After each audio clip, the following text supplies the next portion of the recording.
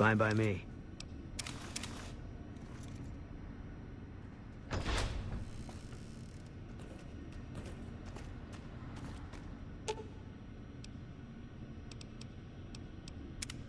Sounds like it's gonna be an all-out war with the Legion soon.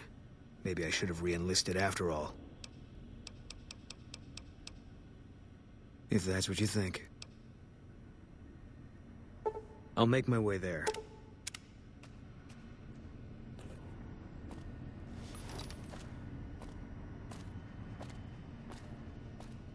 Took you long enough, so can I go now?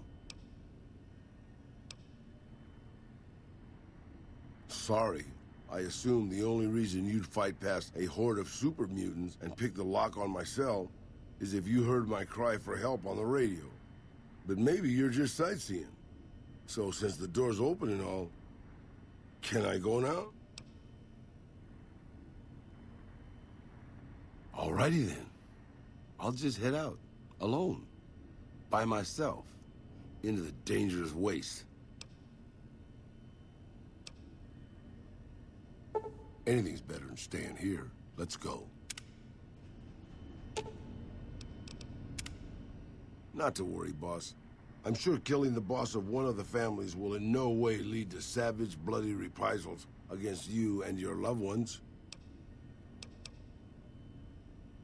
Sure, boss. What do you want to know? You forget about me already, boss? You sure you didn't take a blow to the head or something? My name is Raul Alfonso Tejada. Probably because it used to be Miguel's. I'm an open book, boss. Granted, the book's in Spanish and some of the pages have fallen out, but I'm an open book. I'm not much use besides being a portable encyclopedia, really. I guess you could use me as a pack Brahmin, but my knees aren't so good anymore. That's nice of you to say, boss. But I'm an old man. Not much use to anybody anymore. Time was, I was a pretty good shot with a pistol. I guess I'm still half decent. These old bones aren't much use in hand-to-hand fighting, though. I can also do maintenance work on your stuff. I don't have the supplies for a real repair job, but I can keep your gear working longer. Yeah, maybe you can introduce them to me, if we find them, because I've never met one.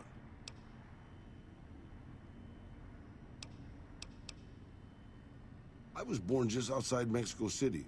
My family had a little ranch there.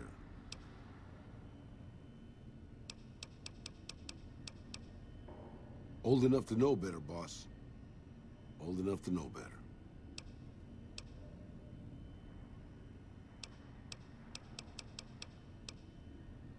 You never heard of Petro Chico?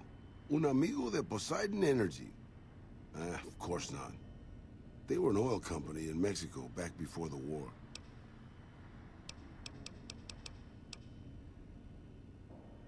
Well, boss, when a giant, insane super mutant asks you to stay put, you do what you're told. Well, maybe you don't. But I'm just a broke-down old man. It's stupid, boss. I used to listen to the radio broadcast, just to pass the time. Well, one day the signal stopped, so I figured I'd try to find a transmitter. I'm a pretty good repairman. Or I was before my eyes started to go. Anyway, I found Black Mountain and offered my services. But Tabitha decided I was useful enough to keep around. Permanently.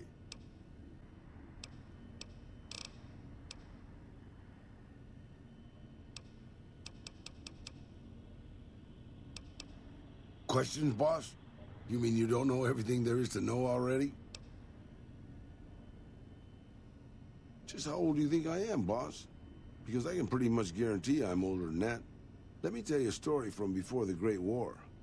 Everybody knew Robert House. He was a genius, a superstar. Founded Robco at 22. Dated Hollywood starlets, the works. They say he saved Las Vegas. I was in Mexico City when the bombs dropped. Even from there, we could see House's defensive rockets shooting down the incoming missiles. Everybody assumed he died in the war. Maybe he did. But his robots are still out there roaming the waste. And now, a Mr. House rules New Vegas. Maybe not. Maybe the new guy is just a clever raider chief with knowledge of history. Maybe he just left instructions for his robots to carry out in his name. Or maybe Robert House uploaded his brain pattern into a computer and rules to this day a godless, soulless machine god. Maybe the whole thing's a crazy coincidence. Who knows?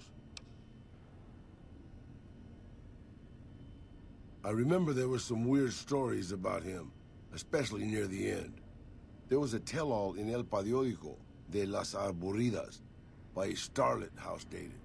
She said they never, Now, don't make me spell it out, boss. Anyway, she said all he wanted to do was scan her brain and make her dress up in different outfits. It was quite the scandal, at least in the Latin American tabloid journalism market.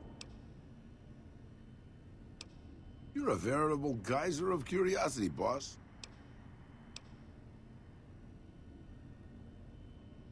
Benny, huh? Sorry, boss. Doesn't ring a bell. Then again, my brain isn't as sharp as it used to be.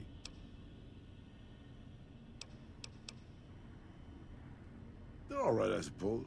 Had a bit of tough going there at the beginning. You know, their first town was nearly wiped out by raiders. Anyway, they got their good points and their bad. Just like a lot of the old governments from before the war.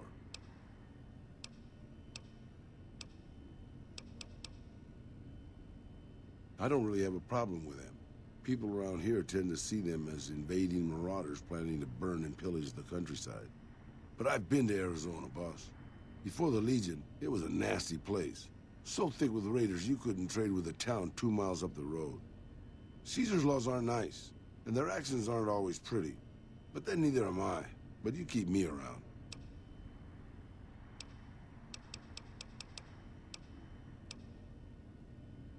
It's big, it's bright, and it's one of the biggest cities still left from before the war. Well, mostly anyway. Used to be just a curiosity. The buildings were pre-war. But it's just as full of raiders and barbarian tribes as any place else. Then Mr. House took over. Got the power turned back on. And got the tribes reformed into something civilized. And now they run his casinos for him.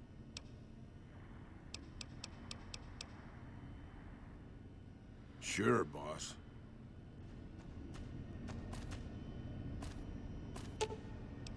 I'm sure you'll be fair and equitable, boss.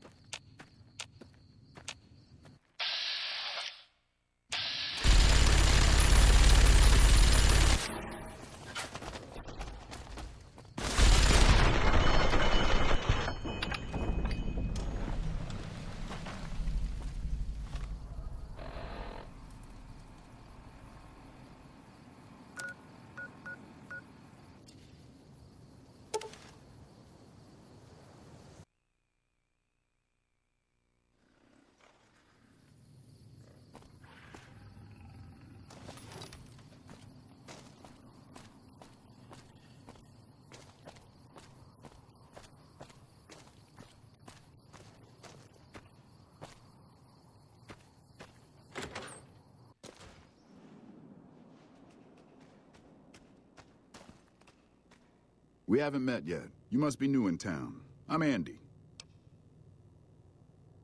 Right now, a whole lot of sitting on my keister and counting cracks in the ceiling. I wouldn't wish it on anybody. On better days, I help keep the peace. Boone and Vargas watch the road. I watch the town. Tell myself I'm doing some good. Was with them. That was back when my arm and leg used to work better. I still like to pretend I'm a ranger, though. I'll check in with the guys up at the station pretty regular on the ham radio. Sometimes they stop by, tell me they're paying their respects, the smug bastards. They haven't been responding to me last couple days. I guess they got tired of hearing me talk, but it still got me a little worried. Hell, listen to me talk, like some damn mother hen. Yeah, who am I kidding? It's funny, you get stuck in your room for a few weeks, and you start to worry the world's gonna fall apart without you.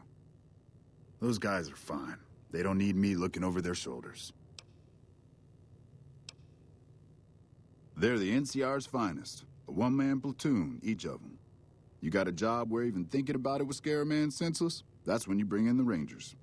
And if you see a squad of veterans, guys who are in their black armor, well, you won't find a more beautiful sight.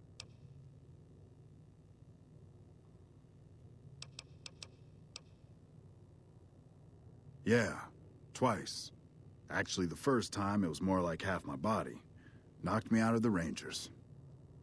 This time, it's mostly just reminded me how useless I've gotten. A few years back, we get a tip that some Legion slavers were holed up in this burnt-out house a few clicks from where we were stationed. We get there and it's deserted. No sign anyone's been there. I mean, nothing. As we're leaving, I hear something behind me. I turn around and there's this kid, just skin and bone, and he's looking up at us and he's scared half to death. Been hiding in a closet. I go to grab him out of there and I notice he's holding something in his hand. Something metal. He shuts himself back in the closet and that's when I see the grenade he's left by my feet. They do it a lot, the Legion, using kids. They know we'll hesitate. Anyway, that was the first time. Second time, I fell down those stairs in front of the motel, just in case I got to thinking I'd put it all behind me.